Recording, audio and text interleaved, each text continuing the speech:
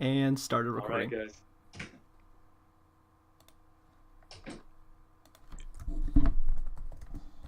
You said it started recording. We're good? Yep.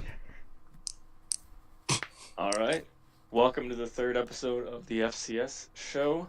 We're one man down, but we got one man up too with MVSU joining as an official co-host. He's the Shaquille O'Neal to the rest of us. I'm sure you'll notice that within the first few minutes of the show, but Oh yeah, it was a this good is week. Good week. this is our logo. Oh yes.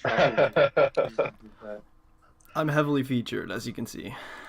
That's you sure are, Danny. That is hard.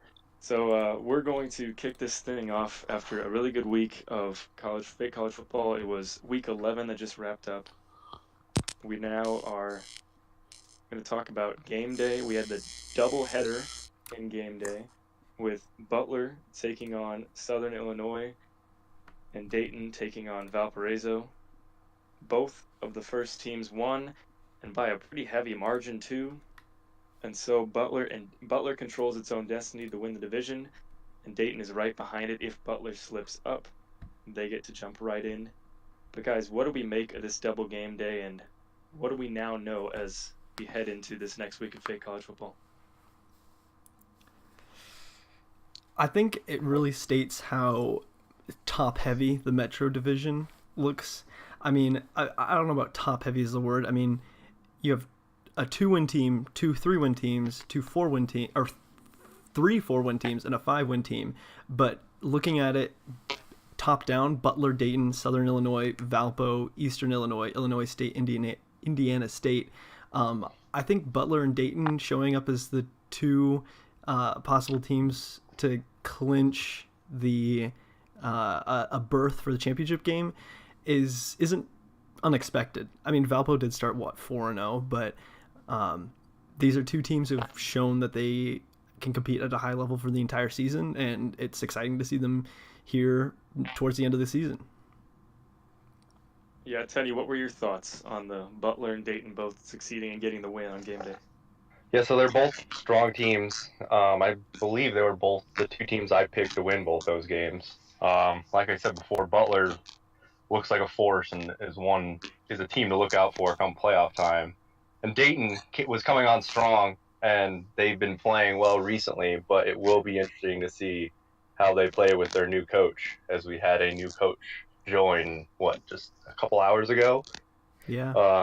So it'll be interesting to see if he can keep up the momentum there, but they are definitely the two top teams in that division. MVSU, what do you think about it? Looks like he's yeah, no, I'm good now. I was just doing that because I didn't want to. I was still breathing heavy.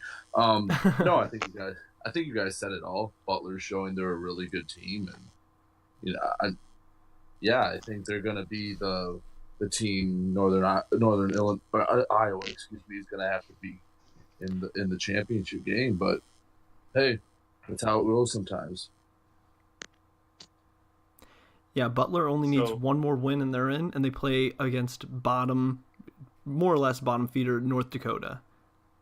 That's right, and Dayton takes on who we got one member on here recused to talk about that, but Dayton's certainly in the hunt if Butler were to slip up in that final week. However, both teams certainly look like they're going to be in the playoffs. Butler seems to be a lock at this point. Dayton, it'll take a couple of losses, especially in that Week 13 game, if that does actually stay scheduled. A couple of losses for them to fall out. But what do we make of Valparaiso and Southern Illinois? Valpo at one time was a top 10 team in the committee's eyes, or at least top 15. SIU was a fringe team the whole year. Both teams now on back-to-back losses. What do we make of these two teams now that we're headed into Week 12? I'll let Teddy answer first. I forgot we're passing it off. No, that's all right. I think that both Southern Illinois and Valpo had easier schedules, I think, to start their conference play. I mean, so did Butler and Dayton, as they've all met here in the final weeks. But Butler and Dayton have just shown that they're that next tier above them. Because Southern Illinois and Valpo they're both solid teams, but they've just slipped up a little bit here down the stretch and just shown that they're not quite as strong of teams as the top two teams in that division and Northern Iowa and Drake in the other division. Danny, what do you make of it? So I'm looking here at the composite rankings, and Valpo is at 37, sandwiched between Grambling State and Savannah State, and Southern Illinois is at 48, sandwiched between Stony Brook and Illinois State. And looking at their resume at 5-4, Southern Illinois is more or less out, unless there's some crazy Week 13 shenanigans and they get a really strong showing. I think their playoff hopes are more or less dead in the water. Whereas Valpo, they have a stronger case, and their name is more well known. Not that that factors too much in, but it doesn't hurt at 5-3, and we've seen that they can play some great games. And I don't know, I think they've maintained their coach throughout the entire season. Am I wrong with that? What was that? I think they've had correct. They've had the same coach all season. Yeah, so they can definitely make some strides. Of course, there's not much time left in the season, but a game against NDSU, who is he at 500 or is he just above? NDSU is 6-6 on the season, 6-6, but 2-5 in conference. Yeah, that's not too bad. I mean, the out of conference kind of carries, but it would help to have a good win. I mean, that win that Northern Iowa just pulled off is certainly going to help him. But other than that, I don't have too much hope. I think there's a lot of good teams above them that have an even greater case for a playoff berth, that it makes it a huge uphill battle for Valpo, but Southern Illinois I just would not expect to make it. What do you think, MVSU, SIU and Valpo both probably on the outside looking in? Is there anything they can do to get over that hump? Well, it is fake college football, so who knows, next week we could be talking about all this crazy stuff that's happening. I mean, look what happened this week. So while I won't say their chances are dead, I will say, yeah, they need a lot of help to get in, but you just don't know. I mean, in a game like this, you could have 10 teams in front of them lose and they end up comfortably in. And especially, I don't know if they have a week 14 game or whatever it is. So, yeah, they need to win out and they need help, but I wouldn't say they're dead just yet. So what do we make? Obviously, we'll talk about the mega bracket here in a little bit. Of those two teams, they certainly look like high seeds in the mega bracket. Are there any other teams that jump out to you in the Great Plains Conference, or is it just those two that are out on the outside looking? Well, I guess I'll say it so Brady doesn't have to. Drake really stands out to me. I mean, obviously, we're talking about the top two in the Metro. We'll talk about the top two in the Plains division. Drake being just eliminated from the playoffs, but at 5-2 in conference and a really strong Week 12 game against Dayton makes a great opportunity for them to make the playoffs. I think that they have maybe the best shot in the division, or in the division outside of Northern Iowa. South Dakota certainly is a huge drop off. The Plains is definitely more top heavy. I think that's what I was thinking of when I mentioned that Metro was top heavy. Yeah, I mean, when you think of teams after that, it's hard to come by. I mean, Eastern Illinois, Western Illinois, NDSU obviously had that great out of conference but struggled in conference. Let's talk about Dayton now getting a new head coach, because it's going to be tough. As always, we know with Eastern Washington, it's tough to rank them. Dayton now has a new head coach after winning, I don't know how many in a row, I believe it was 4 or 5, and heading into this pivotal game against Drake. They've got a new head coach. Is that going to be helpful or harmful towards the Great Plains as a whole, and really Dayton as a team? I'll start with you. Well, I think it's definitely, I mean, it's a huge game regardless, but it's a huge first game to be your first game coming in. And if they can somehow pull that out, it definitely helps bolster their resume and shows that he's a coach that can play. But that being said, it's going to be a tough game. And I can't remember where Dayton was in the rankings this last week. It was around top 10, right? So it's going to be, I mean, even if they lose that, they're still going to be a close playoff team. But if he wins that game, they'll be a solid playoff team, and we'll see how he does going into the playoffs. Real quick, was 11 in the committee poll and 14 in the coaches poll this past week. Okay. But yeah. Anyway. Yeah. I think this is Dayton's third coach this season. Yes, it is. It might even be fourth. It really all depends. He wasn't very active in the chat before we had the hashtag new Dayton in. That's right. Well, I'm just gonna run down their resume here as soon as this loads up. But so having a bunch of different head coaches means that it's really hard to evaluate them. But in a certain sense, it's good because, like in a team like Eastern Washington, where we know that they had a new coach and then they started sucking right away, it really hurt because we're well aware of that. Whereas Dayton has gone through a bunch of coaches and we've never been super aware of who did what, so it's easier in the minds of the committee members to just take all of the entire resume and to just conglomerate it into one resume instead of splitting it up, even subconsciously so.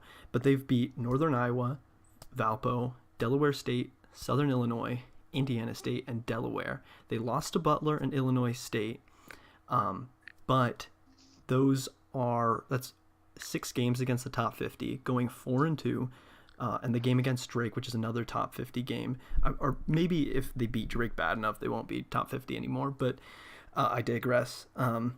It's a pretty solid resume, regardless, and I think having a new coach, even if they tanked the game against Drake, they'll still be able to make it into the playoffs, which is pretty convenient. You just gotta, if you're the new coach, you gotta think, okay, if I want to make it to the second round of the playoffs, you need to win.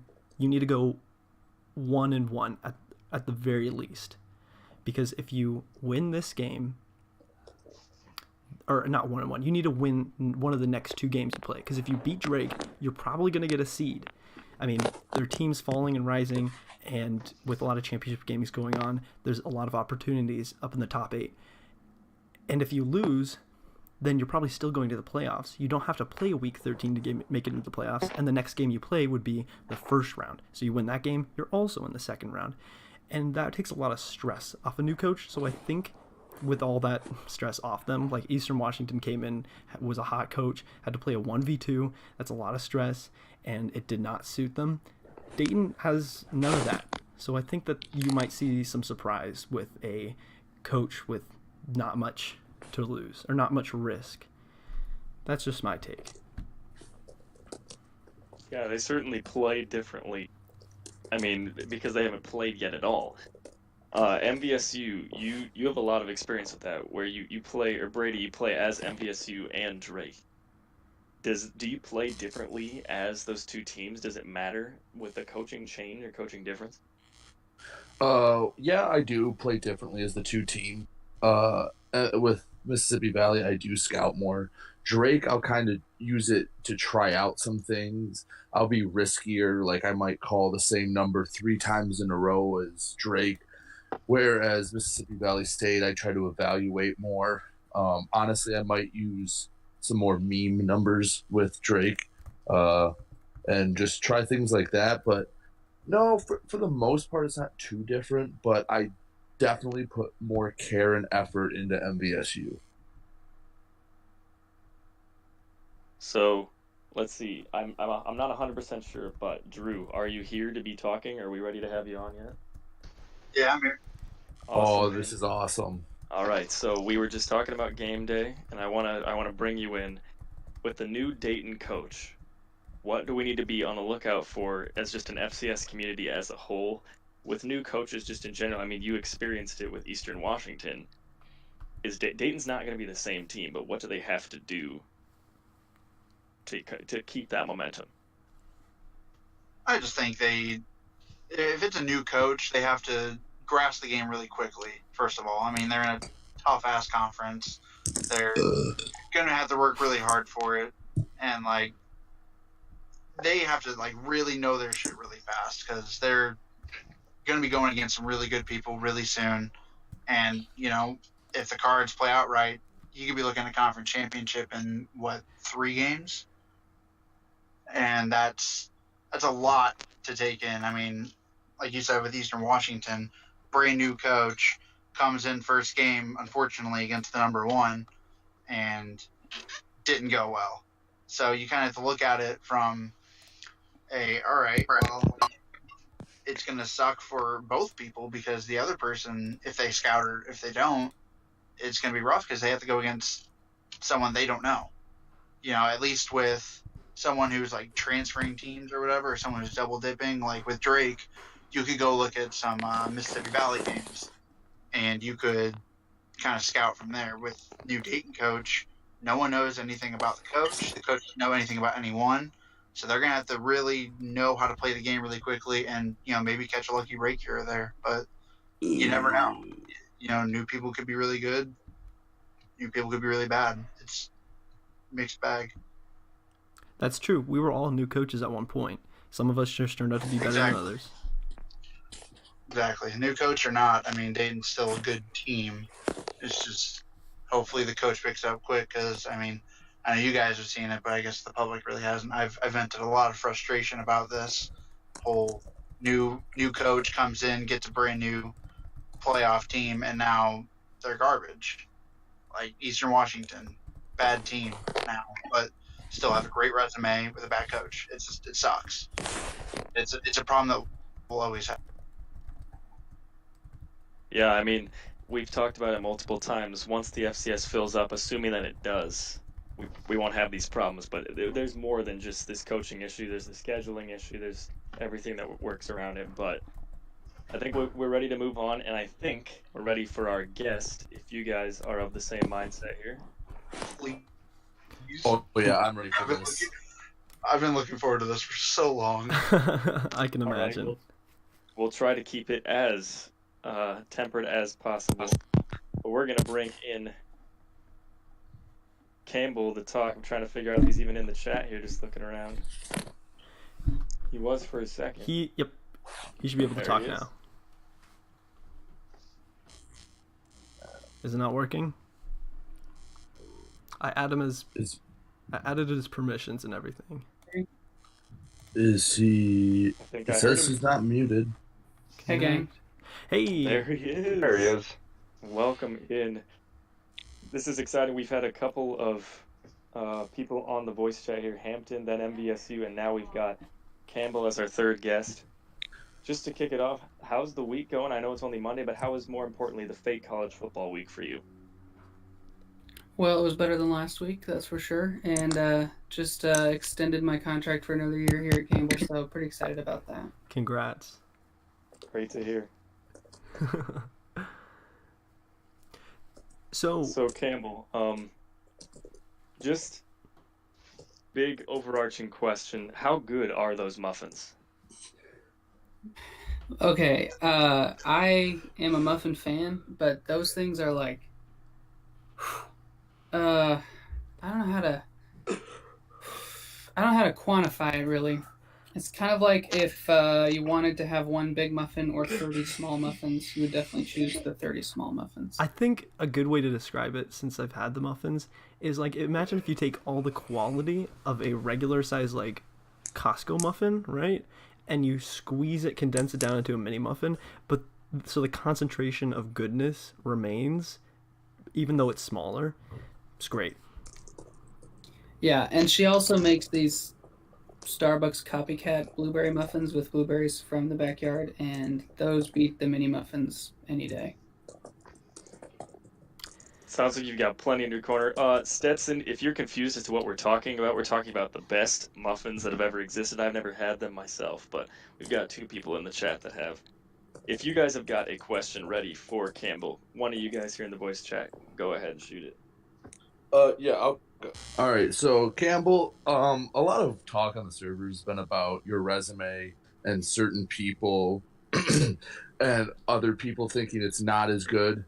Some trying to say you are playoff quality, others vehemently denying that.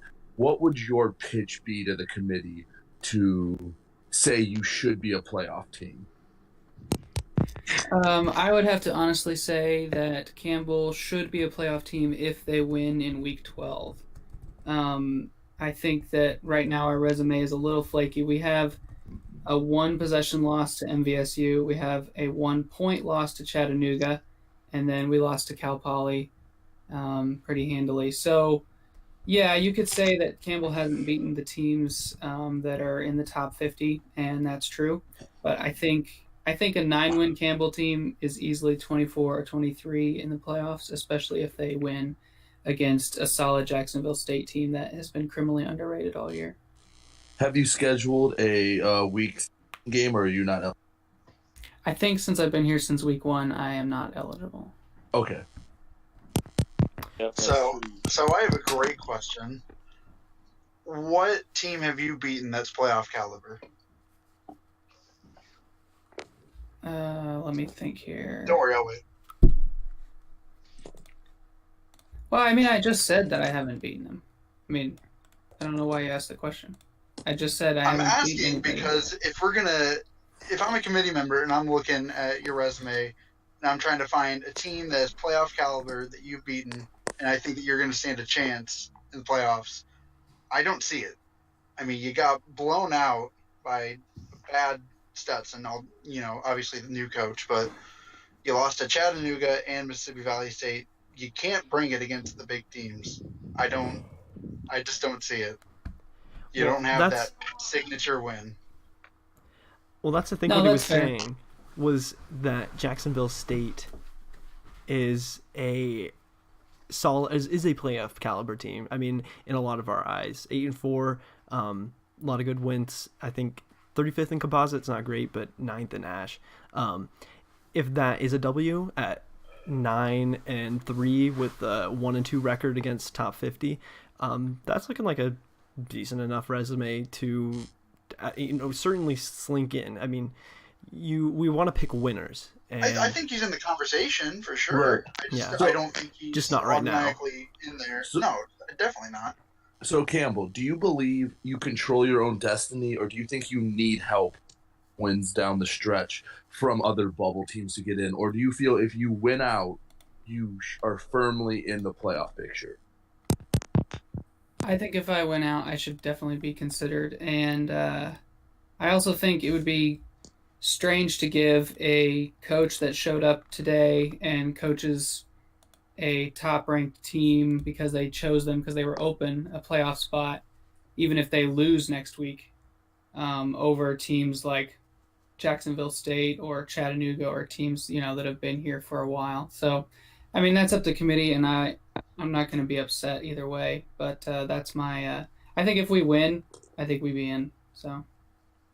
I agree with the whole new coach shouldn't get in, but the problem, I mean, we've had this discussion many times where it goes both ways, and I understand both sides of it. It's hard to have that kind of transparency, but like if you're looking at pure resume, I'd find it tough to put you in, genuinely. Yeah, I think we've been over this.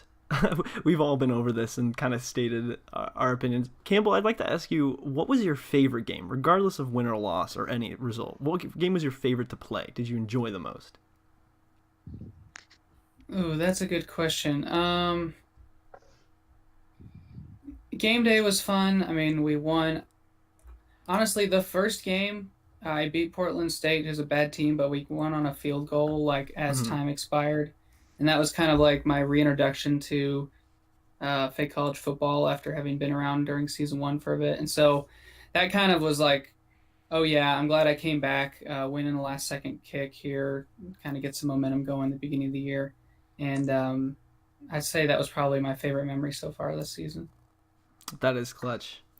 That is clutch. So, if you make the mega bracket, like if you don't make playoffs, you said you're not going to participate, correct? Yeah, I probably, with IRL stuff going on, I'll probably just forfeit my game and try to do a lot of writing for FB overtime for the playoffs, FCS playoffs. Too many F's and C's and S's. That was actually a good segue into my question. I was wondering, how much fun have you had being Joshua Average? Honestly, I have considered not coaching and just being Joshua because I think I would. I mean, I was a reporter for the college paper. I did some high school football stuff after graduating from college, and I've always wanted to be kind of like a sports reporter. So I'm hoping to maybe get enough writing material under my belt that I could parlay that into something in real life. But I really do have a lot of fun writing the articles. I hope you guys enjoy reading them. I try to put Easter eggs in there for people who get interviewed and people who are reading them. So even if you don't enjoy them, I enjoy them, and that's enough for me. Yeah, that's the important thing. I know, Brady, you got a question here. Yeah, I'll ask you more. We did talk about a conference earlier, so I'll give you a chance to talk about your conference, the Atlantic Sun. I know you are eliminated from division contention, but that doesn't mean you haven't had a good season. You're 5-2, but there's 3 really tough teams in the North Division with Chattanooga, Jacksonville State, and East Tennessee State. And in the South, Bethune-Cookman, Mercer, and Jacksonville are all still alive for a conference championship bid.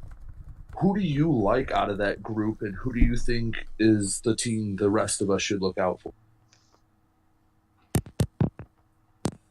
Well, having played Chattanooga and Mercer of these 6 teams, Chattanooga is tough. I think their loss last week was a fluke. I think they're a top 10 team FCS, period.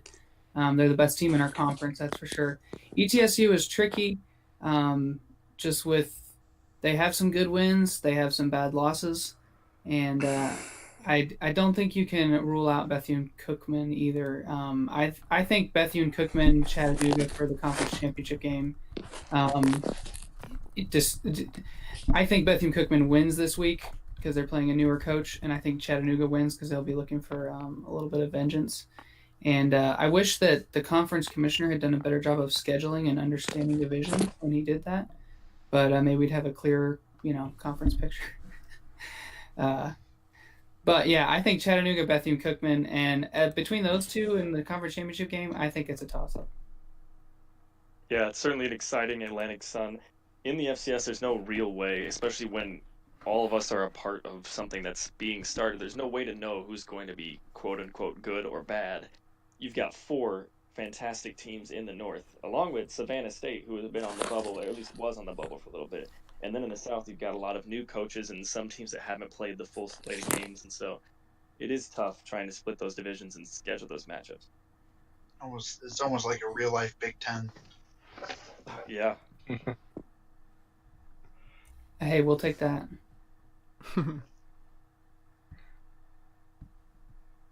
Guys, Do you guys got have any more other to talk about questions? here?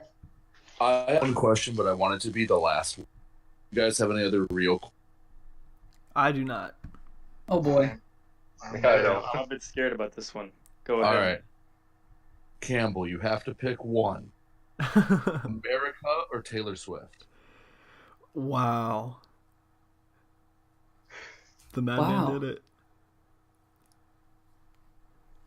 I have to pick one. Should we come back One. to you at the end of the show? Oh man.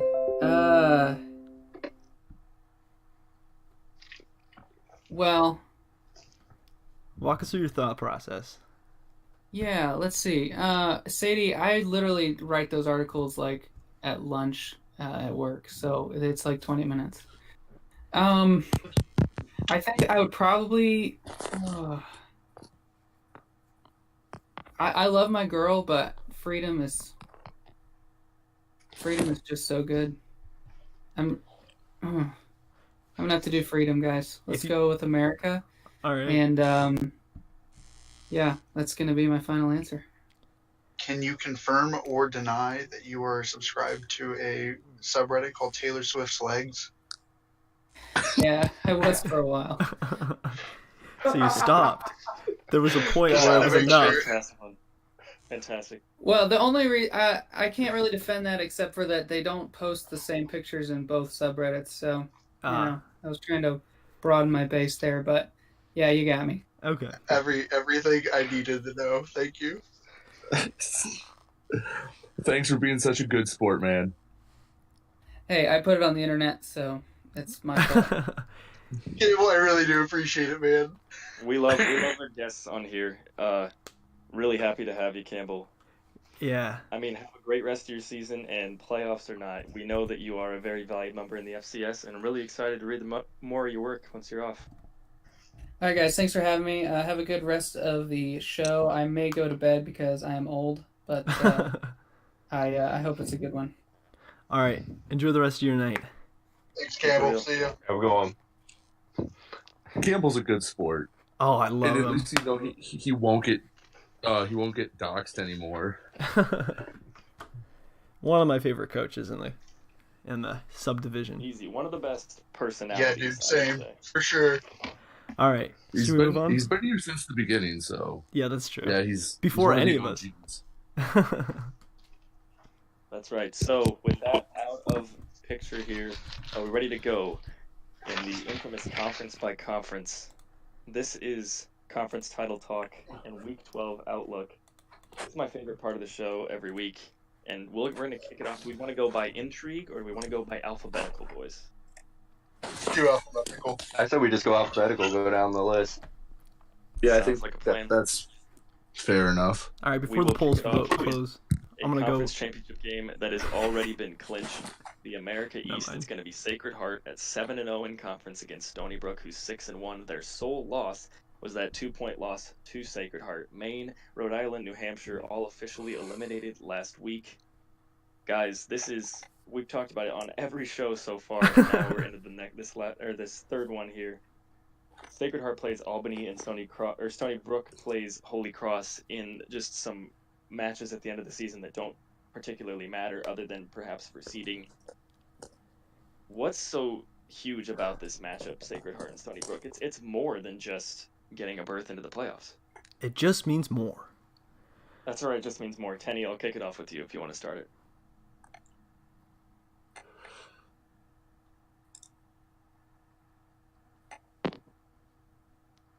All right, I'm not Tenny, but I'll go. Yeah. Close enough. He's out dashing a monster. I still think. I was on mute. Go ahead, Teddy. I was talking. I was like, why the fuck is Darude stepping in? I was going to say, these final week games aren't necessarily meaningless because I could see if they both have a strong showing. Both are right on that outer edge of the committee rankings and have been most of since we've been doing them. So there's a shot that the loser could still make it, but that's still you don't want to you don't want to put your you don't want to put yourself at the hands of the committee. You know, you want to go into that final game and win it. And like we said, Sacred Heart won the first game. It was a great game, and I know I've gone back and forth on who I think's going to win that game, but I like Sacred Heart to pull it out and win that division or win that conference. Danny, what are your thoughts? I Or we can go to Drew. Doesn't matter. Well, I was just gonna say that beforehand. Go ahead, I Dan. think I picked Sacred Heart, but I think I'm switching. I think I'm gonna switch it up because in their last games, Stony Brook played Albany and destroyed him. 3 touchdowns, 24-3. Like I've never thought of Stony Brook as a super defensive team, but looking at their point totals, like wow, that guy, in his wins, he's actually been able to stuff a lot of teams. 3 points is insane, and I think that game actually completed. Whereas Sacred Heart had to play Holy Cross, a 2-5 team, a 1-5 team at the time, and escaped with what is this? 1 touchdown lead. Yeah, 1 touchdown. I'm not saying that that Sacred Heart's definitely cooling off and Stony Brook's the hot team to take, but it seems to look like that now. And then you have to take into account that they play the other team in this Week 12, where Sacred Heart will play Albany and Stony Brook will play Holy Cross. So how they do against those teams, I think, will help us get a clearer vision as to who is hot now, because they did play each other a while ago, but things change. I feel like Sacred Heart's still going to be the favorite here. I mean, they won the first time, but also to your point, Sacred Heart did have a sub last week. They didn't. That wasn't the actual coach, but granted, Stony Brook did play really well. They had a really good, I think, statement win in terms of like they're still a really good team even after they did lose that one game. But I still think Sacred Heart's got to be the favorite in this. I mean, they haven't lost yet in conference. They beat Stony Brook before. You know, it's going to be a great game. I think definitely it's going to be one that you're going to have to keep tabs on for sure, just like the last one. But I still think Sacred Heart's the favorite. They have the good resume to do it. They beat Stony Brook the first time. I think it's going to be a little too much. They might squeak out another win. Brady, any thoughts on this matchup? I mean, you guys said a lot. I'll just give a quick 2 cents. One, I think if you're Campbell, since we just talked about him, this is a game you hope both of them lose because these are 2 teams that will be vying for that last spot. But I think Sacred Heart, it might be beneficial if they lose this week. It's hard. It is very hard to win this many in a row. And it's a numbers game, and the numbers are going to catch up sooner or later. So Sacred Heart, I wouldn't be surprised if they go down to Albany this week. Interesting. Wow, I like it. For me, the most important game in Week 12 in the America East, Bryant is taking on Central Connecticut, and will we see a winless season out of Bryant? Central Connecticut is completely sliding. They've lost to Holy Cross and Rhode Island in back-to-back weeks. Bryant catches them at perhaps the perfect time. What do we think here, guys? Does Bryant go 0-12? For sure. No doubt. I think at this point, you're almost trying to lose just so you can be that infamous. I mean, if you're 1-11, you're just a disappointment to everyone. At least 0-12. They're tanking for Zion. Exactly. You gotta get Zion. Gotta be think the so. first perfect team. Yeah, it's almost impressive to go undefeated and actually not just screw around or dog But like I said, numbers game is as hard as it is to win this many in a row for Sacred Heart. It's hard to lose this many in a row. I'll take Bryant to spoil the winless season. I think I'm gonna go the opposite. It's impressive. 0-10. I can understand an 0-4 team. You know, somebody who doesn't really get picked up. Maybe some new coaches do, and then lose, and then are out, and they have no chance of the playoffs. So they're like, okay, I'm done. But 0-10. Somebody's always been there since the beginning to go and lose for Bryant, and they have to play Central Connecticut, who is not a good team. I mean, they're 2-5, but they did beat Maine and Albany with their wins. So technically, they have some semblance of a team, some semblance of a way to win. They got absolutely destroyed by Sacred Heart though, 77-14. But that's besides the point. I'll take Bryant to lose this one.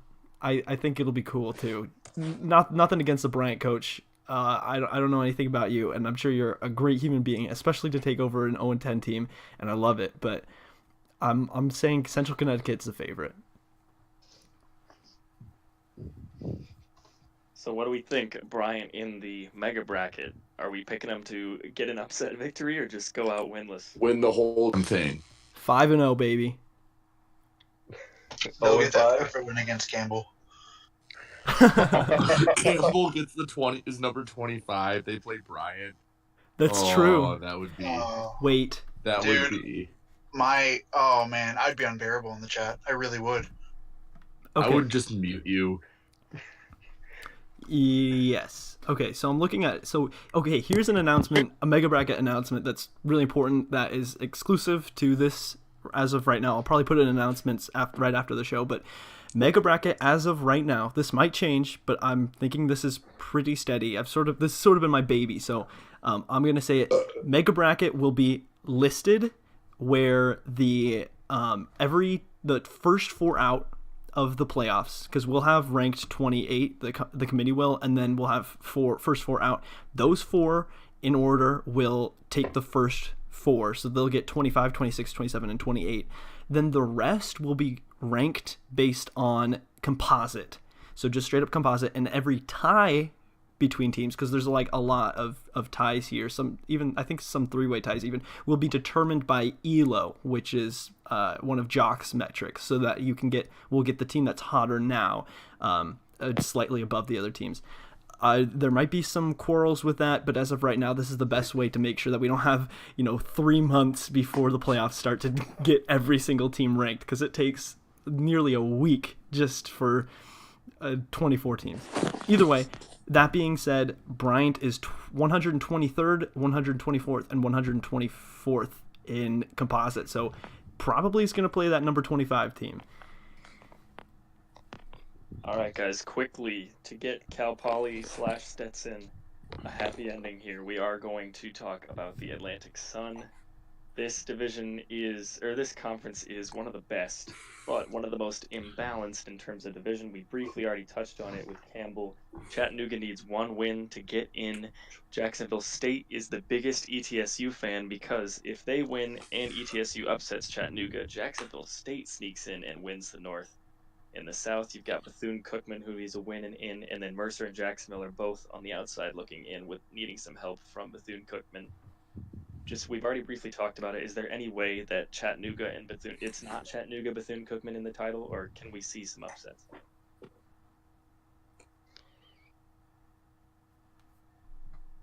I feel like Chattanooga kind of takes it. I think they're the best. Yeah, I agree with that. I think Chattanooga is a good team, and I kind of subscribe to the up-down theory. They lost to Jacksonville last week. They're not going to lose 2 in a row. I bet you they win by double digits this week and cruise into the A-Sun championship game. Right on. Yeah, I like Chattanooga to win that one as well. They're just a hot team, and like Brady said, that they're coming off a loss, and I like them to rebound against ETSU. ETSU.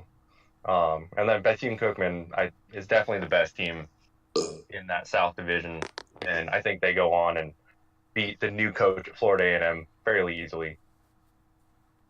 Yeah, it's slightly upsetting that both Chattanooga and ETSU lost last week because we would have gotten them versus each other, and whoever wins gets in. Now ETSU needs a little bit of help, but it's still definitely possible. A lot at stake. I think that about wraps up the A-Sun talk, unless anybody's got some more. I was just going to say that it's interesting that despite all of the season that's gone on till now, we can still get a Mercer versus Jacksonville State championship game in the A-Sun. I think it's interesting to see how many teams have clung on to their divisional race even this late, whereas like you get teams in the Big Sky that are like a zillion and 2 and they've been eliminated for weeks. It's kind of interesting. Yeah, there was a reason that I decided to whip up the championship game stuff because it is extremely interesting and intriguing, especially in conferences like this. Yeah. All right, let's move on. All right, the Big Sky, it's all but wrapped up. The South is Cal Poly's at 6-1 in conference. They take on San Diego to try and go 7-1, which would be the best division or conference record in the Big Sky. Montana having lost 1 and EWU having lost 2 in a row. Both are tripping their way into the final stretch here. But Montana faces Montana State in the Brawl of the Wild. Woo! Eastern Washington takes on Portland State. And Montana just needs a win or an Eastern Washington loss to clinch that division. Guys, we'll start with Tenny here. We obviously are going to be picking Montana State. But oh boy, is there any way that Eastern Washington sneaks into here? I really haven't seen anything out of them recently. Like you said, they've struggled bad. They got blown out by Montana and struggled against a new Idaho coach and have just not looked like a team that can keep it together and do the same thing that the previous coach did. So I think regardless of the big game that Montana will make it. And for the record, I'm picking Montana State to win that game. Danny has come on strong. He struggled a little bit in the mid-season there, but recently he's come on and he's found his game, and I like him to pull, I guess you'd call it an upset, but it's going to be a good game regardless.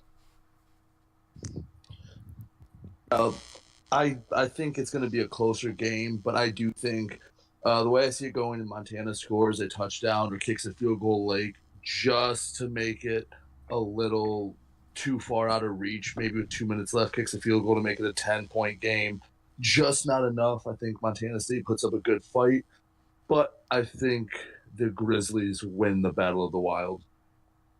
I'm going to go on a different side here. I'm not going to ask Danny or Drew who they think will win. That's kind of a not very important question to ask. He's winning. What? God damn it.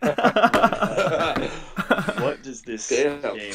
What does this game mean? Because we've talked about it since the preseason, even when you two joined the FCS and saw that you'd be facing each other week 12. FCS has come so far. Both of your programs have come so far. What does this game mean to you? I'll start with Drew. I mean, at the beginning of the season, when we were 1-2 respectively, at I think 3-0 or 4-0. I think 4-0. We both. You were 4-0, or you were 5-0. We were in a chat together. And we were just kind of talking about what if we get to this point later in the season, we're both top 5, and we go against each other. This game's gonna be so intense. And then everyone else started kind of seeing it too, and kind of started getting hyped up. And Danny tripped up a little bit. I tripped up a couple times. But I mean, we're both in a position now. We're both probably gonna be top 5, and to see a game that's been hyped up for so long, and a game where you're literally just guessing numbers, and we're both having this much success, and like I've stated many times, and throughout this whole week, throughout the whole season, Danny is one of my closest friends. I've told him a lot of personal stuff, in my real life, because I care for the dude that much. And same thing with Tenny and Chase. Whenever I played you, it means a lot, because it's I'm playing against one of my really good friends, and if I lose, I'm obviously gonna be upset, but I'm gonna be happy because that means Danny won, and that means Danny's gonna be in a really good position come playoffs, and it's gonna be fun, man. It's gonna be a really fun game. Danny, what are your thoughts on this matchup? So, this has been a long time coming. I mean, as many as you may know, I did attend Montana State University. I went there for 2 years. And I guess a story maybe some of you haven't heard is that I had a terrible time and I hated it there. And that's why I don't go there anymore. But the only time that I really enjoyed myself was when I was going to sports games. And that's why I stick with the sports teams, and I love it. And I've kind of come around. So I got really, really into it. And I, as you do, you hate your rival, and Montana being in state and us having one of the biggest in real life rivalries, I absolutely hated Montana. I still remember watching the last Brawl of the Wild game. At the end of it, I was ecstatic. But it's interesting because when I started this game, I was like, "Oh, Montana's actually a good team in this. That'll be interesting." I'm bummed that they are, because I hate Montana, and I never anticipated in my wildest dreams that I would become imaginably great friends with them and cheer him on week to week. So it's been really cool, and the greatest thing about it is that it's at the end of the season where both of us are more or less locks for the playoffs. So for Drew, it's sort of can I be the number 1 at the end of the season? Can I lock up a championship game? And I'm all for that. I really hope that Eastern Washington loses this last one, so that I don't have to worry about knocking Drew out of the championship game. But then for me, it's I kind of did this earlier for Dayton, where I'm kind of if I want to make it to the second round of the playoffs, which would be amazing for any season, I just got to win one of my next 2 games, because if I lose this one, I'm still going to make the playoffs, win the next one, second round of the playoffs. I can't play a week 13 game at all. And if I win this one, then I'm definitely locked for a bye, and I can chill out for a week, and then another week, and then come back, and I'm in the second round. So at the end of the day, I'm just going to have a fun time, win or lose. I've had a lot of frustrating games, and I think it comes with the stature, because when you're ranked super highly, there's a lot of expectations on you. So trying to perform well is stressful. But with this one, I'm just looking to not get blown out at the very least. That would be awesome. I don't blow people out. Not anymore. Not unless they trash talk continually. If it doesn't let up. Genuinely trash talk. I can't take it serious when you do it. It's so hard. It is so hard. I don't know who said in the chat, but I do want to cut by this. Oh, you're breaking up, bud. Yeah, you broke up real bad there. Okay, am I better now? Or yeah. All right. Well, I want you two to cut promos on each other by the end of the show. So I don't know who suggested that, but that sounds like a great idea. What was that? I need you. I can't. cut I need something? you two to cut promos on each other. We'll get through this. We'll get through the Got it. Q&A, and then I want that to close the show. Okay. All right. Sounds good. All right. So what's All right, next? guys. Do we have more Big Sky chat, or do we want to keep rolling? We are almost an hour in now. Oh boy. Let's just go to the Clusterfuck Conference. The Clusterfuck Conference, also known as the Carolina Football Conference. We've got just a disgusting amount of teams that haven't played anything. And then there's Presbyterian, who just needs one win to get in. North Carolina A&T needs one win to get in. There are a few other teams alive, but there's not much more to say. Elon is up there as well at 4-3. Citadel and Charleston Southern both at 4-2. Do we have much more to say about this one? We actually have a CFC member in the chats. That's a first. Presbyterian is the only, I think, OC and DC team in the FCS. So I actually kind of am interested if they end up winning conference and get the playoffs. I'm actually interested to see how their games go. It would require a lot more effort to scout, having two different minds going at it.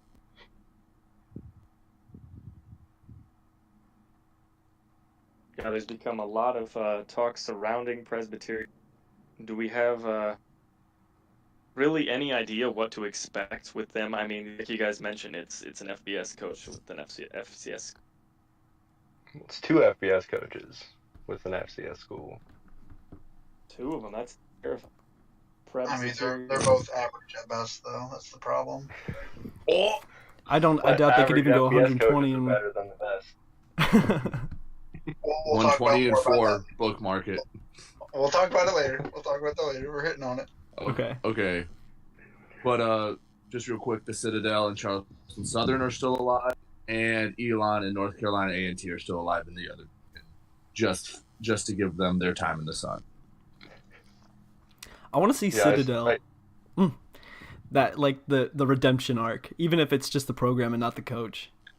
I pray the Citadel ends up playing Montana after they play Campbell, or like Campbell and Citadel play for the right to play Montana. That would be my favorite. Dream. Well, all right, you guys want to move on to the meal? Yeah, let's colonize it up here. All right, so in the Colonial, the South Division has been clinched. Delaware State 7-0 in conference with a win over Villanova. They beat out James Madison, who actually beat VMI the week before. But in the North Division, Morgan State just needs a win and they're in. Youngstown State would need to win. They would need to beat Villanova and have Morgan State lose to Towson. And Villanova needs Youngstown State and Morgan State to lose and a win. Well, they control their own destiny against Youngstown State, I guess, and need Morgan State to lose. So, like out of here, not a lot of super teams. Yeah, I totally feel it's a tough conference, and there's relatively no way that they get two bids, barring some week 13, I don't know, finagling. Is there anything that any of you, this is up for any of you, is there any way that you guys see this conference getting two bids? Should, I don't know, Delaware State win, or Morgan State, I don't know, one of these guys sneak up and then the favorite lose or something, or is it pretty much just set in stone? Yeah, I think it's only a one-bid conference. None of these teams look strong enough. I know Delaware State is on a run. I think they start 1-4, I believe. They did not start off the season well, but they've come on strong in conference play. But it's just not a very good conference with coaches coming and going, and they're I don't know the last time a team was ranked from this conference. But I just don't see any way that they get two bids. But I like Delaware State to go on and win the conference championship, just because they've looked like the consistent team. They've shown they can win, and they'll be hot going into the conference championship. Yeah, I definitely think it's only a one bid league. I think whoever wins that conference championship is going to be the only team that gets in. Simple as that. I just don't think they have enough quality teams in there All with right. good enough resumes. I think that we're all on the same table, or all in the same boat with that one. Yeah, I mean, I really like Delaware State and what they've done. I mean, 7-0 in conference is fantastic, but it's just going to be hard. They needed a lot better of an out of conference to justify a second bid in this one if they do lose the title game. Yeah. All right. Do you want to move on? Yeah, dude, let's handle the dick. All right. So since Chase's farm has shit Wi-Fi, I'm gonna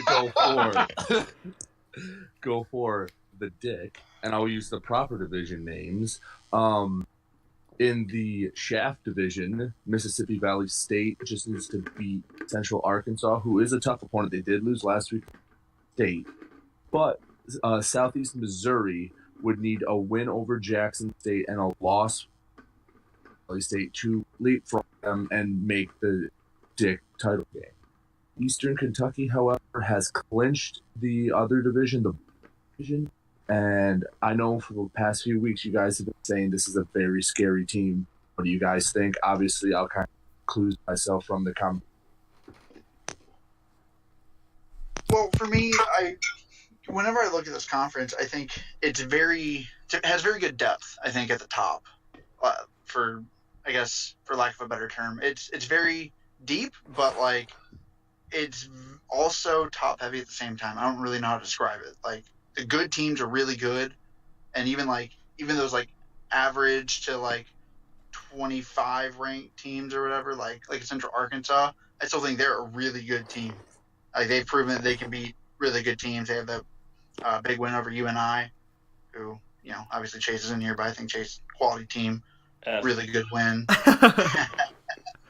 But that conference is just really, really strong, and I feel like it's kind of like the Big Sky in a way, where like it'd be almost impossible to expect a team to go through here with only with no or one losses. Like, you're gonna get beat up by someone. It happens, especially with the game being as fickle as it is.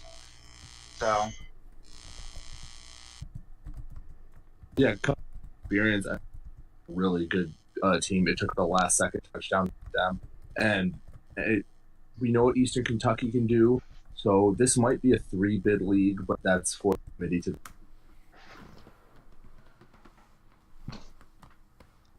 I don't know. I feel like Central Arkansas is really on the brink right now.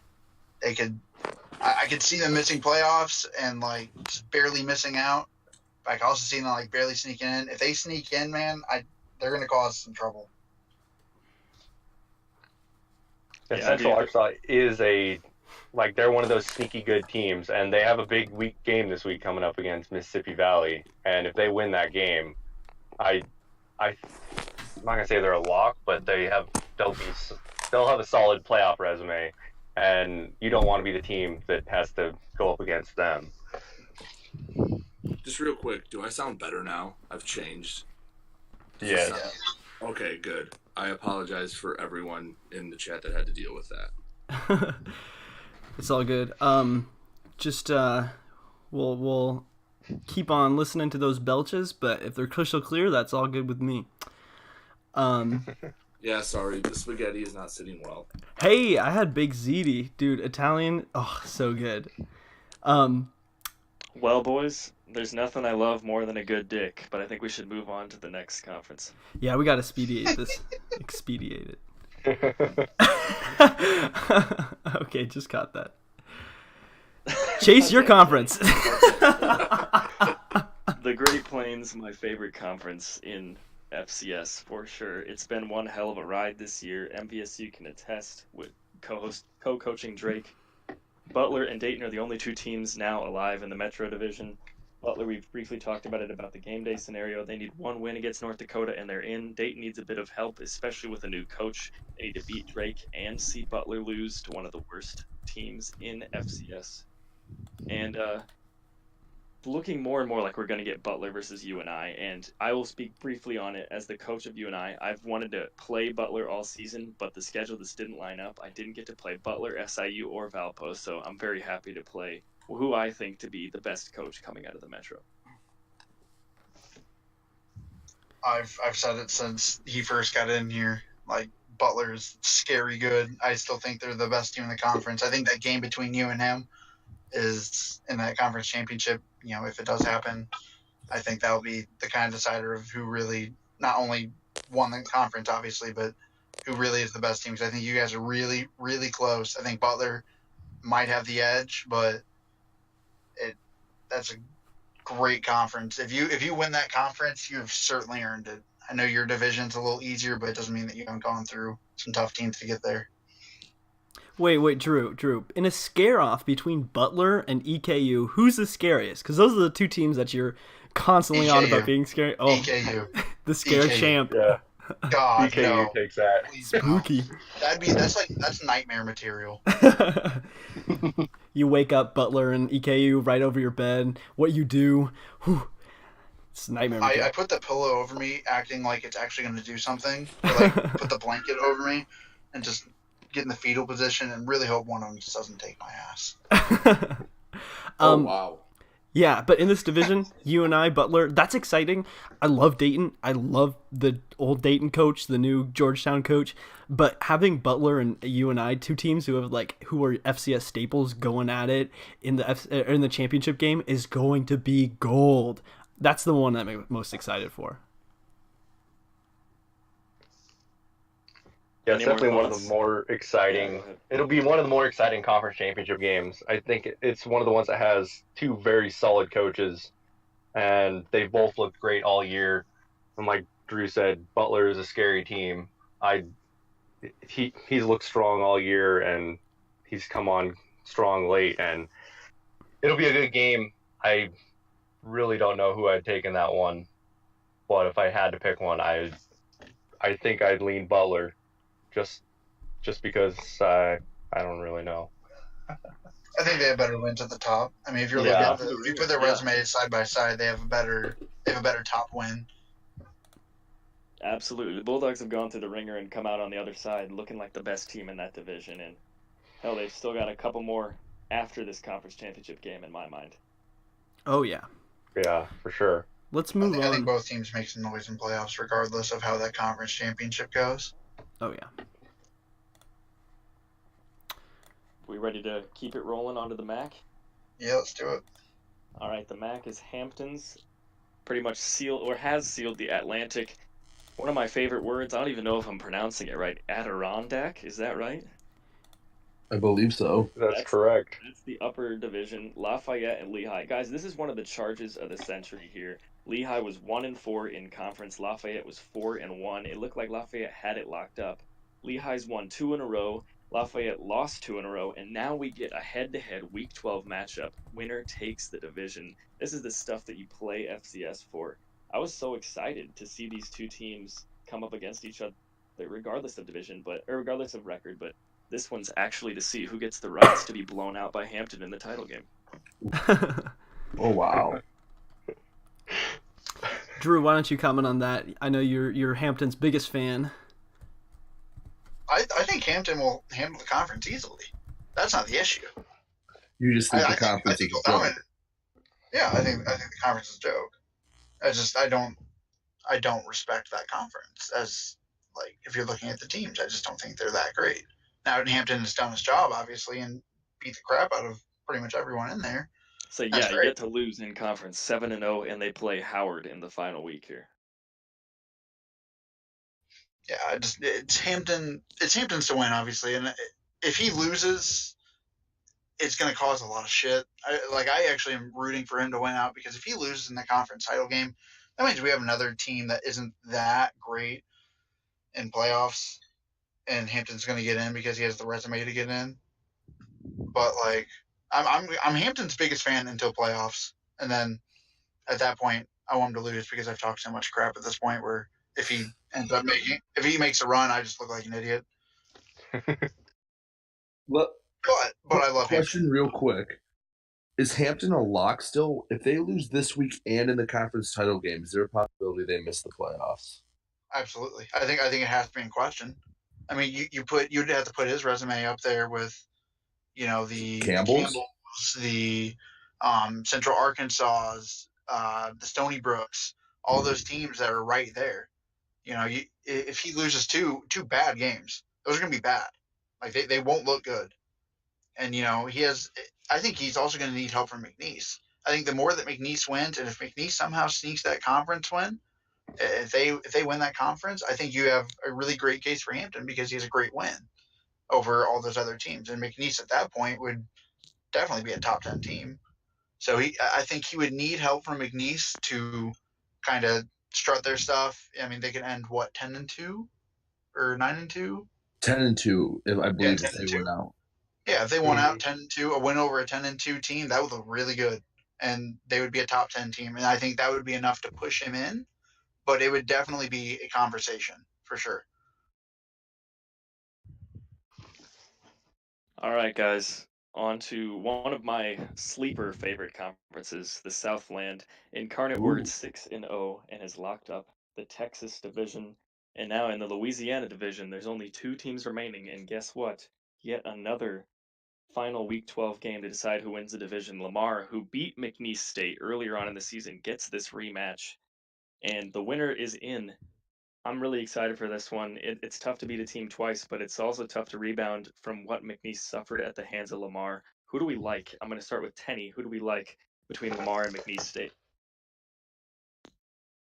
I'm going to pick McNeese in this one. I just think they're a better team than Lamar. Lamar started off 0 and a lot, 0 and 5 or something like that, and came through and got a couple wins, but it's in a bad conference. They got some wins against not great teams, and they're now on a 2-game slide, and McNeese is on a 2-game win streak. And I think I'll take the hot team going into that game, and I like McNeese to win that division. But I will say I like Incarnate Word to take the conference championship because they are the hottest team in the division, and they've looked great throughout conference play. That'll be another interesting thing. If Incarnate Word knocks off McNeese State, are we going to get a 2-bid league out of the Southland? How's that going to work? Because if Lamar loses to Incarnate Word, of course they're not in, but that'll be a really interesting conversation come conference championship game time. Yeah, I think McNeese and Hampton are the 2 teams that if they don't win their conference championships, we could have some bid stealers. For teams like Campbell and Stony Brook and those teams that are on the fringe, they need to be rooting for those conference favorites come championship time. Well, they also need to hope that they lose not just the conference championship game, but the game before, not that they've clinched. But I love Incarnate Word because I just think that's a great name for a school. That's for the sole reason of their name. That's why I like them. Land. Tenny, I completely agree though. I think McNeese wins this game against Lamar, and I don't think they beat Incarnate. I'm very high on Incarnate. I know whenever I'll say it again, they were here as UC Davis whenever UC Davis started, and they were good, and they moved up, and they haven't had like great showing as Kent State, but every time they played in FCS, they've killed it. So I think Incarnate beats them in the championship, and then I think Lamar loses this week though.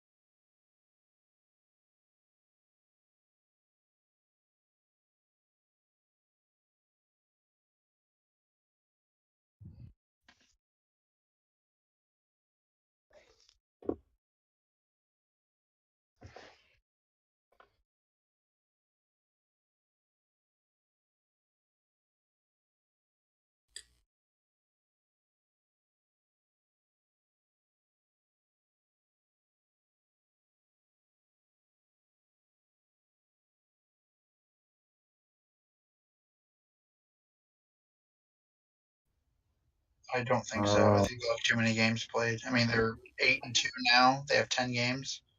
Are they? No, because I'm 7-3, and I can play, and I could have played a week, 14 game if I needed to. I believe they are. That is correct. McNeese has one.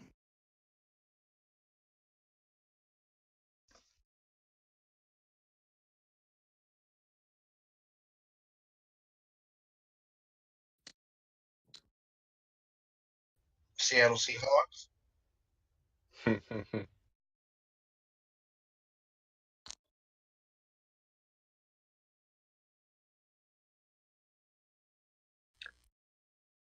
All I right. mean, it's the same thing as like Seahawks and Panthers. 7-9 got in. Mm-hmm. Same thing with Lamar.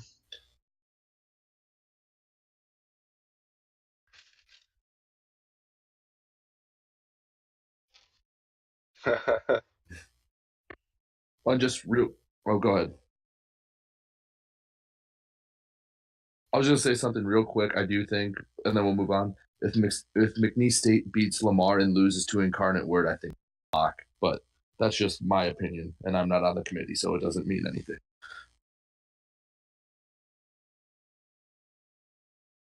Certainly a talking point. All right, let's move on to the nerds, the final conference, the Ivy League. This one has shaped into a fantastic finish, let me tell you. Who would have thought that at the start of division play, at the start of conference play, Yale would be the one controlling its destiny to get not only into the conference title game, but win the Ivy League outright in the regular season. 5-2 currently. They've got a matchup against Harvard in the final week. One win, and they are the Ivy League regular season winners. Princeton and Brown, on the other hand, a fantastic chance here. The winner gets that second place bid and gets into the Ivy League title game, which would most likely be against Yale. Dartmouth has an outside shot. They would need a win, a Yale loss to Harvard, and a Brown loss to Princeton, but they could still get in. 4 teams still alive out of these 8. You couldn't ask for anything more in the Ivy League. Tenny, we'll start with you. Who do you like to win this whole thing? So it's definitely interesting because there's 3 teams that are in a win and in situation that control their own destiny to get in, with Yale obviously being at the top and then Princeton and Brown right below playing each other. So it's definitely in, so that's essentially a conference semifinal game between Princeton and Brown to get in. I I still think Princeton is the strongest team in this conference. I know Yale has come on strong and they've looked good, but Princeton has shown throughout the year playing tough teams that they are a great team, and I like them to not only win their conference but go on a deep run in the playoffs. Drew, Someone what are from your the thoughts here? Ivy. Someone from the Ivy is going to be in the Final Four. I can tell you that right now. I don't know Yeah, who, Penn. because they're all Penn for sure. But man, that take looks worse and worse every week. For those that don't know, that was Drew's mid-season when he did like a state of the FCS. He picked Penn as his dark horse to make the Final Four. Yeah, it's a big oof, big oof. But I think Princeton. I think Princeton's still the best team in this conference, and I think they'll beat Brown barely, because Brown also looks very good. If you haven't looked at that Brown and Yale game thread, you need to. It's heartbreaking, very heartbreaking. But I think Yale and Princeton meet up, and I think Princeton wins it. I think Princeton's a really good team. Yale, I think, I they're hot, man. They're Keep in hot, mind, probably the guys, hottest team in the FCS. if Yale and Princeton face off in the title game, that would be Yale Princeton number 3. They've already played each other twice, once out of conference where Princeton won, once in conference where Yale dominated, and now we could get theoretically a third edition of this. It's like the new Alabama Clemson. That's the game where you start injuring other people, because you've talked so much smack throughout the 2 games. Everyone just starts going for like cheap hits. But I think Princeton definitely pulls this one out. Yale definitely gives them a run for their money, though. I think it'll be like a 1 possession game.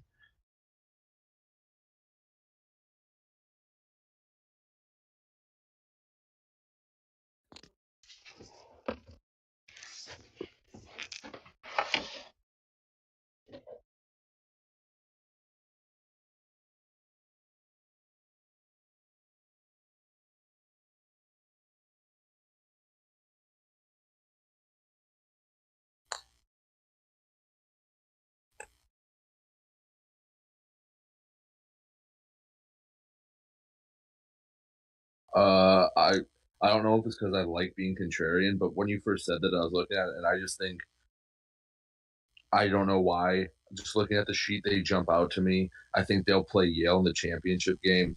Maybe it's more of my up down theory. Princeton's been hot lately. They're due for a loss.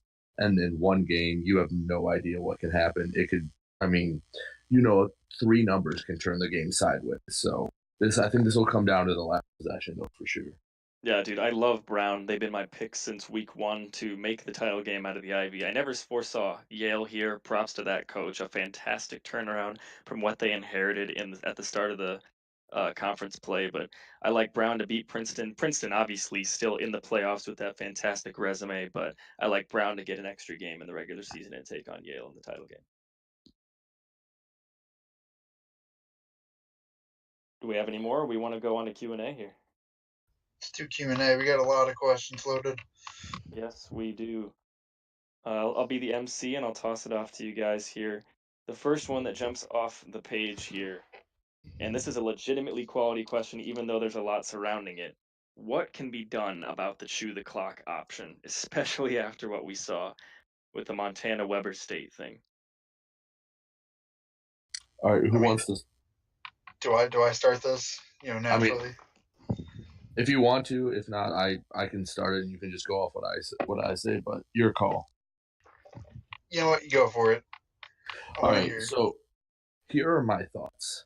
Under the way it's structured right now, it is a completely legitimate strategy, and I have no problem with someone using this strategy. However, I know what a lot of people have a problem with is we were complaining about people chewing the clock before, whatever. That's not part of this question. I think right now it's a completely legitimate strategy. If we want to nerf it, you have to do a couple things. You'd either have to make the play clock or the game clock longer, which I don't want to do. Games hard to finish as. What I think do is make the play clock shorter. So instead of 40 seconds, it's 25 seconds. Chew the clock, it only takes 25 seconds off the clock. That way, a play will still take 14, 15 seconds, but you chew it, it'll only take 27, 28, 29 seconds off. I think that's a happy medium in this situation. It's only 35. Well, with the play, it takes, but still, I think you have a play clock, which is designed for a 15-minute, and we have 6-minute quarters. And really, with about 2 first downs, you can take out a huge chunk of. So I think the biggest solution is shortening the game, or the play clock, excuse me, not the game. See, I'm actually on the train of I think the chew clock strategy, whether you like it or not, whatever, out of the window at this moment. But if you run hurry up, it takes no time at all to do it. And obviously, if we're referring to my game, since that's the whole debacle, I think it's definitely I could have done hurry up a lot sooner, and it wouldn't have been as bad. Now, granted, I remember seeing specifically Weaver did a play, and he ran it and did chew clock, and it took 50 seconds. 50. It's almost a whole minute of my quarter, and I didn't even get the ball until like really the second quarter started, and I don't even think he scored. It didn't go through that whole time. For me, I feel like right now it's more overpowered because you can CS at least you can switch your playbooks as frequently as you want, and I think that's part of the biggest issue here. The strategy, fine, whatever. I think it's cowardly, but other people won't, whatever. But if you're looking at it from the perspective of you got to be able to get a whole half in, you can run hurry up just as quickly as that. So you can't really change the clock. Like they'll even out eventually. But for me, I wouldn't mess with the play clock at all. I feel like right now the playbooks and being able to switch as frequently as you want is the biggest issue.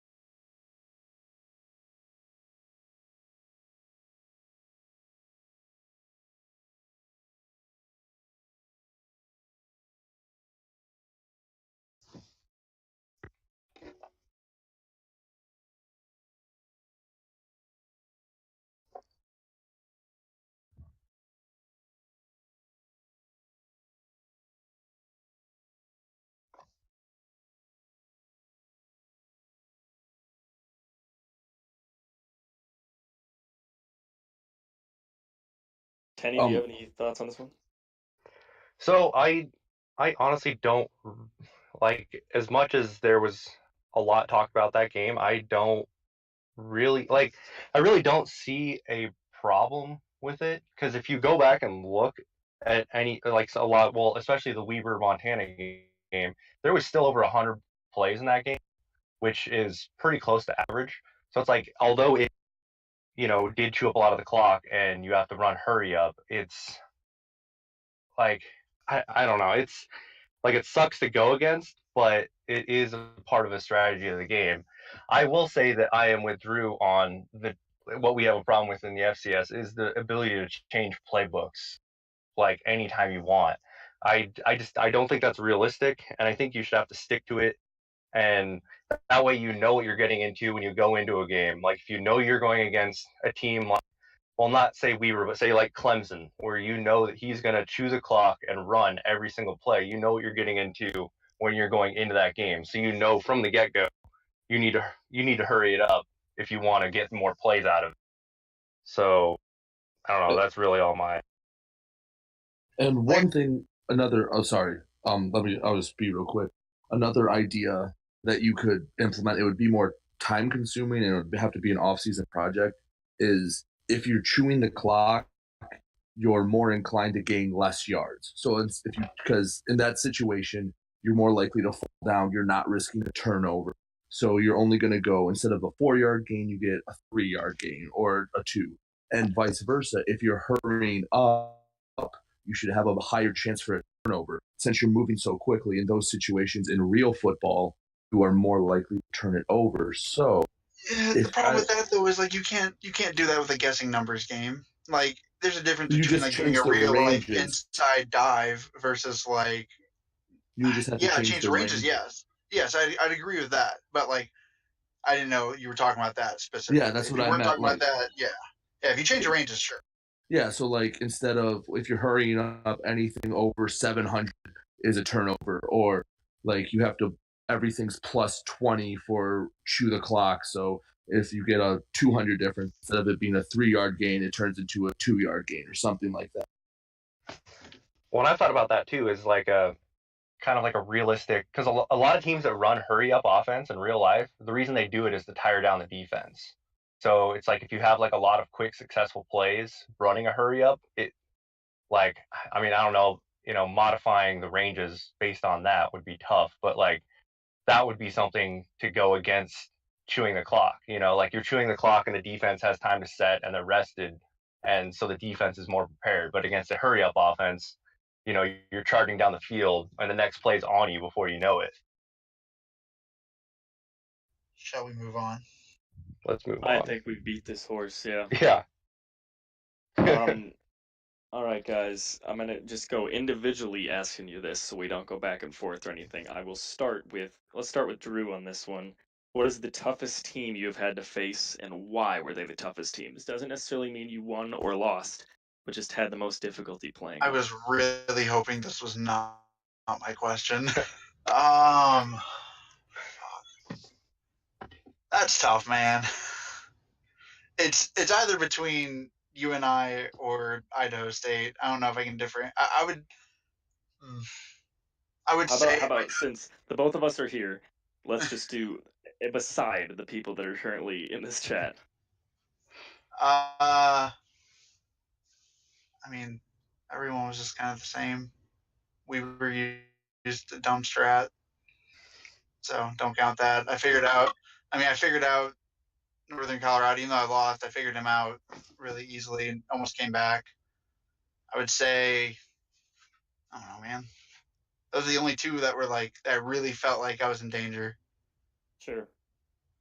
All right, Danny, what are your thoughts? Who was the toughest opponent you've had to play?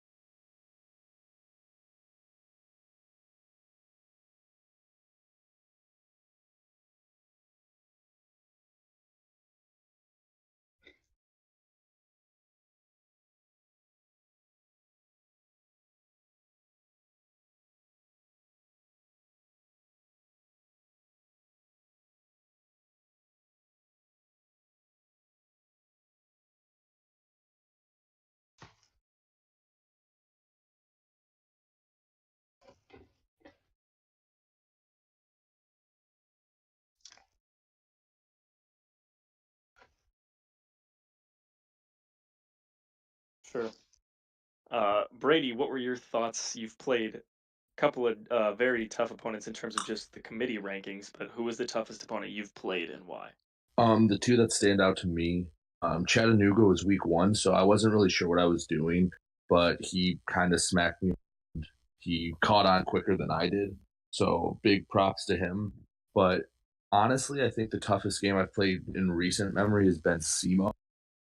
I don't feel like I should have won that game. There's a reason why I didn't want that game to go to overtime, and I went for it on I think 4th and 2, 4th and goal from the 2, because I didn't want it. I didn't think I would win in overtime, and I think I just like Danny said, just got hot at the right time, and I felt like I escaped with a victory. That is a team I do not want to play again. Yeah, and that is a huge head-to-head victory. Looking at the divisional race, had that gone the other way and you lost that one, it's Southeast Missouri's division to lose and not yours. So Yeah, and I'm very pivotal probably in multiple ways. I'm probably a bubble team if everything stayed the same. Crazy how all those things turn out. Finally, Tenny, who's the team that you have found to be the toughest? So the toughest game I had was against Eastern Washington, against the old coach. I had nothing for him the whole game. It was by far the worst game I've played, and I just felt lost playing mostly like against Montana and San Diego, Northern Colorado. After the game, and they were, well, other than the San Diego game, they were close. That Montana game was the most fun game to play. It was so back and forth.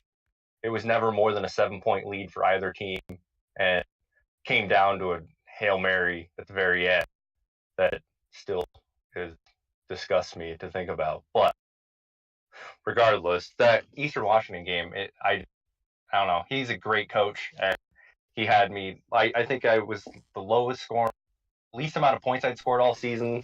My lowest yardage total, I think I only had like 140 yards. I just could not figure him out on offense. And on defense, I was all right.